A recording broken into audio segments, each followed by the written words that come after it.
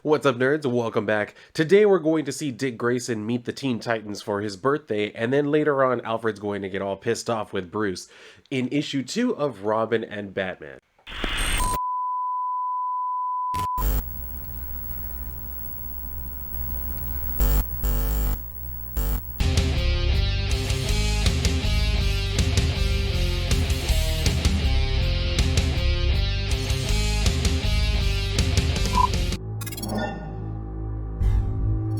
So when this issue begins, Robin starts out by just giving a bunch of random facts about robins, like that they have as many as 3,000 feathers. Robins are the most common of all songbirds in the Western Hemisphere, and just like a bunch of different shit. And then he's asking, well, why does any of this matter? Why would I be writing all of this down? And he says, I do this when I get worried. I fill my head with useless information to avoid thinking about the things that are really bothering me, which isn't that bad of a coping method. I tend to use that sometimes whenever I'm just annoyed with something. I just start thinking of random facts. So, I mean, I just think about them. Apparently, he writes them down. Anyway, he's doing all of this because apparently he's feeling again this just angst that he's had for a while. So, he's talking about the darkness that's within him and how it's like rising again whenever he gets to that point. And he just doesn't, it's mostly about him not wanting to disappoint Bruce and Alfred. I'm pretty sure. And so we come out to see that he's actually being picked on by like four boys at lunch in school, and they're kind of like making fun of the fact that his name is Dick. What is it they call him? Dicky, Dickhead.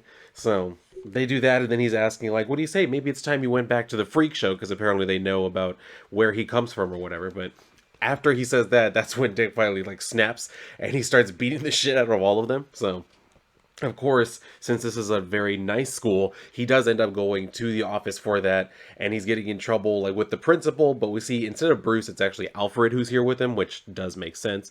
So he's trying to offer the whole like, well, they were bullying me, like they were picking on me thing, and then the principal asks him like, oh really, Mr. Grayson? Then explain to me how you barely have a scratch on you, and the other boys are lucky to not be in the hospital right now. So he's just like looking down and he's like, they started it.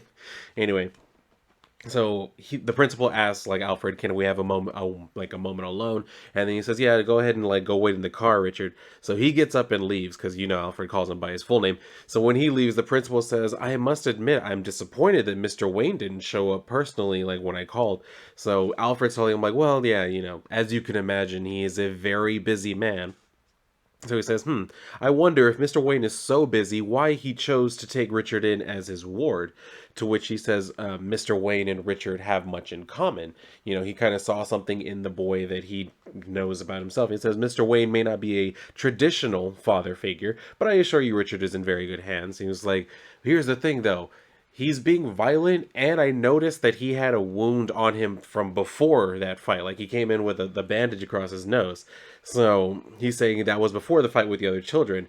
So, this is where Alfred is kind of starting to pick up on some of, like, what he's trying to really say. And he asks, what is it exactly you're implying? So, he tells him, I'm worried about Richard, that's all. Just because Bruce Wayne thought it would look good in the tabloids if he adopted a child, that doesn't make him a fit parent. So he's like, you're out of line. He gets up and tells him, like, Mr. Wayne and I will deal with his what was it they called it? Outburst, and then they're going to discipline him accordingly. So he says, I suggest you stop reading tabloids and worry more about keeping your students in line. So then they're back in the car where obviously he's going home.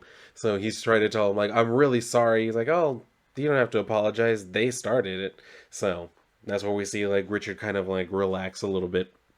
And then Alfred tells him, now then, let's put all this behind us, shall we? I have something for you in the glove box. So he pulls it out and he starts telling him, like, yeah, what Bruce did was really fucked up. Like, you need somewhere where you can vent that's not maybe to a person. So he gives him, I don't know if this is a new journal or, yeah, I think it's a new journal because yeah, that's right. He tore up the last one. So he's giving him a new journal. It is his birthday, so that does make sense. But anyway, he gives him that and tells him, no, you do need somewhere private you can vent or whatever. So he's trying to say, like, well, Bruce did, he meant well. It's just, yeah, he was trying to connect, to show you he cared. He just has a very hard time with such things. I don't want you to have that same problem. You need to be yourself, Master Richard, not him. And that's a little bit of foreshadowing that's coming forth here. So they show up to the cave, and Bruce is already telling him, like, you're late. But Alfred tries to explain it away by saying, oh, yeah, he had, like, an after-school activity or whatever. So what does it matter anyway? Like, we're here now, and what's the rush? Like, we still haven't had his birthday dinner yet. So he says dinner will have to wait. We have somewhere else to go tonight, not Gotham. So this is where Dick is asking, like, what do you mean not in Gotham? Like, where would we be going? And I thought, like we weren't cool right now. Anyway, because he even asked him, like, well, what happened to Killer Croc? And then he says, Croc can wait. There's something else we need to do. So he says, I'm sorry that I read your journal, but I still want you to have this. You're ready. So he takes it and he's like, well, yeah, it is cool. Like, it's the perfect suit and everything. So he's saying, then get dressed. I have a birthday present for you. So he's asking what it is, and he's like, well, I'll explain on the way up. So that's where we go over to the Justice League satellite where they're like teleporting in and shit. And I thought this was actually a really nice shot. Like, I like seeing all of the trophies and everything in the background. I thought that was a nice touch. So they show up. He welcomes him like to the Justice League tower, but it's the first time he calls him Robin, so he has to stop him. He like notices he's looking at him, so he asks like what, and he says that's the first time you've ever called me Robin. To which he says like just don't forget what we talked about. So he's like yes sir I will. So he tells them, well, it's Hawkman who's coming up and tells Bruce, like, you gotta be kidding me. Like, I thought out of everybody, you wouldn't have fallen into this same little trend of having a little sidekick or whatever. So he's telling him, we have to think about the future, Hawkman. We won't be able to do our jobs forever. Besides, I thought you'd approve of the bird theme. So Hawkman's just like, So this is where Robin gets to meet the rest of the Justice League. They all say hi to him and everything. He's just, like, blown away by everybody, of course. So after he like shakes hands with Superman and everything, Batman's saying, "Let's not get ahead of ourselves. We're heading out on a mission. You can wait here. Hawkman will be on monitor duty if you need anything." So this is where he's talking about. Well, Hawkman's all pissed off because like, I can't believe y'all are gonna go on a fight and I have to stay here and shit. So Firestorm is telling him like, "I think we can handle it, big guy. Besides, no shirt, no shoes, no mission, new rule." So that's where they like send him away, and they're saying like, yeah, the others are waiting for you over there in like the little like playroom, I guess we'll call it. Anyway, so they're telling Wonder Woman's telling him like, keep an eye on them for us, will you? And then Oliver's even saying like, yeah, especially Roy, he's got problems. Anyway, so he shows up into the room and gets to meet all the Teen Titans. One thing I had to wonder about this game that they're playing on the screen, I don't know what year this is supposed to be. I mean, later on we see Hawkman has a phone, like a smartphone. So I mean, I don't know why they're playing a game that looks like it's an 8-bit game, but whatever.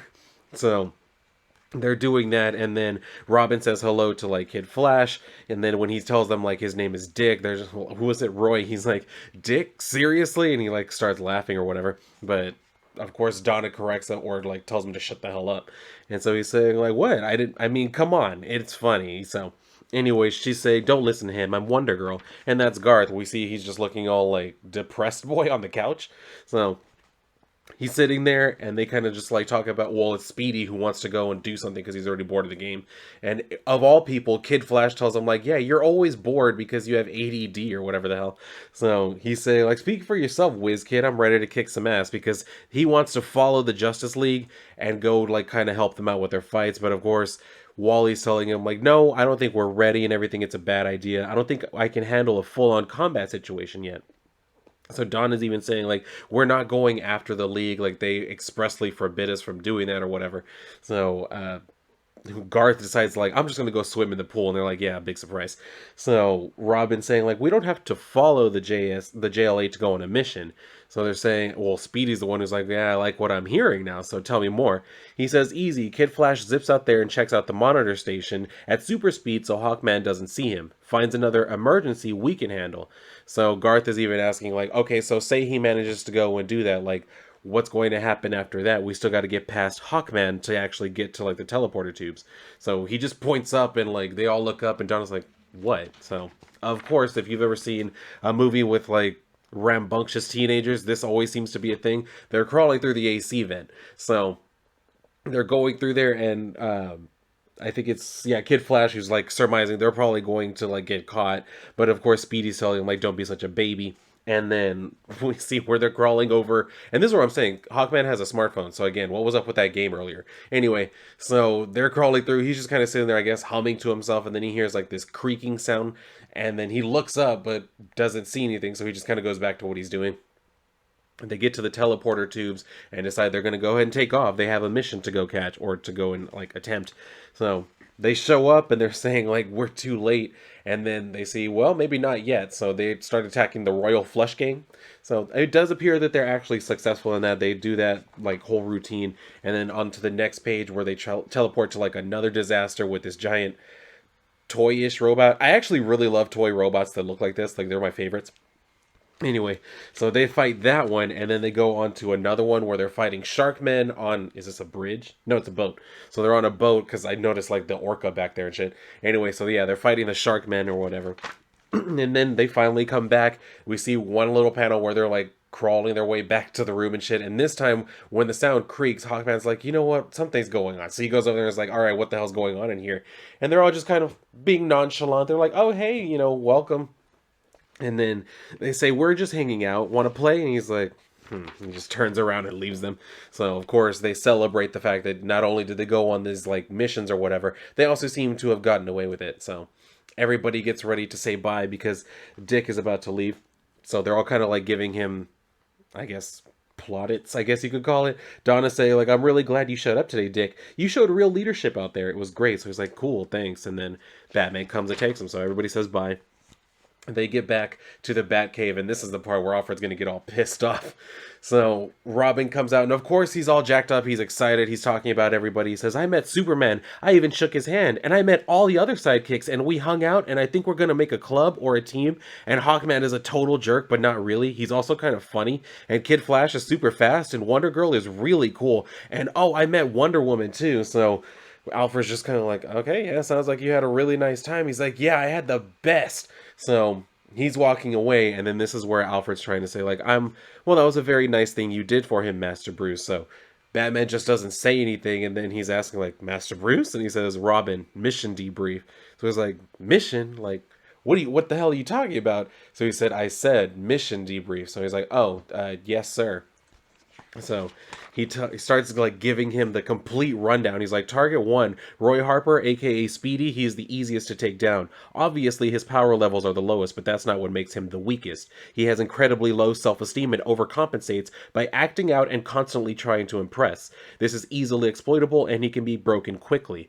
Next target, Garth, aka Aqualad. In many ways, Garth is the opposite of Roy. He truly does not seem to care what anyone thinks of him. He's a loner and happy to be that, which is exactly the pressure point that I would hit. Separate him from the others, let him think he's in control, and then turn the tide. Pun intended. He would need to be isolated from water, then I would strike. Target 3, Wally West, aka Kid Flash, his power levels are insane. So fast, too hard to hit or take out in combat, but Wally has other weaknesses. He thinks he can never live up to Flash. Major inferiority complex. I'd get into his head, hit this hard. When he starts to doubt himself, he slows down. Then I strike. And finally, Donna Troy, aka Wonder Girl, she is perfect, strong, confident, and assured. No weaknesses except one. She only sees the good in everyone. This makes her an easy target. She would never suspect me, never see me coming. So Batman's just like, all right, good boy. And then, of course, this is where I'm saying, like, Alfred gets all pissed off.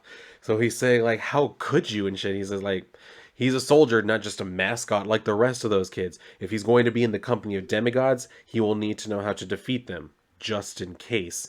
So Alfred starts getting more pissed. He's like, they're children like him. Why can't you just let him have that? He's like, well, I never did. Why should he? So this is where Alfred finally just gets pissed enough that he turns around, his apron swaying, very masculinely in the wind, and says, you bastard, and just walks away. So that's where he goes up to Robin and he's telling him, like, you did very good today. And he's like, thank you. And then he tells him, all right, now it's starting to get late. Go get some sleep. You have school tomorrow. So he walks away. He's like, yes, sir. So before we leave out, if you will remember, Killer Croc was all pissed off in the first issue at Grayson. So this is where he's going to find out some additional information. He pops out of the sewer and starts walking towards this nondescript location where the guys are standing outside, and he's like, y'all made sure that no one gets in and nobody better get out. So he's asking, like, got it? He says, you better have something for me. Cops are onto me, and it ain't safe for me to just pop my head up like this. So we see that he's actually talking to the calculator. So he's kind of here, just kind of, apparently he's doing this info tracking for him. So he's asking him like, he's telling him like, you wouldn't survive 10 minutes down there. Just cut the crap and give me what I paid for. So Calculator tells him like, well, it wasn't easy. You know, you didn't give me much to work with. But basically, he was able to find out that the Flying Graysons, yeah, that was their actual name, and that the mom and dad died, as we all know, and the kid was ended up being adopted. So he's talking about like the boy turns 12 today. So when I saw that part, I was like, damn, he's barely 12 and already he's doing all of that other shit. But all right. Anyway, we've always known he's young. I thought he was at least 13 or 14 though. Anyway, so he says the boy was adopted last winter. I couldn't access the records, and if I couldn't access them, well, someone very powerful must not want me to.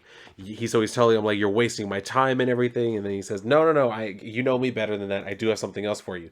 So he's saying like I may not be able to find out who adopted him, but every kid does have to go to school, right? So he found out where he's been enrolled, and then he says like, so what do you think, Croc? You up to go back to school? So that's where we leave off for right now, where he's going to the school where Robin has been having all of his problems, and we'll see how that plays out. It should be pretty interesting. Overall, I do like this story. I'm not gonna lie. Like I do find it pretty entertaining so far, and there's only one more issue after this, so we'll see how it ends, how the big conflict, the big climax, and dealing with Killer Croc is going to go.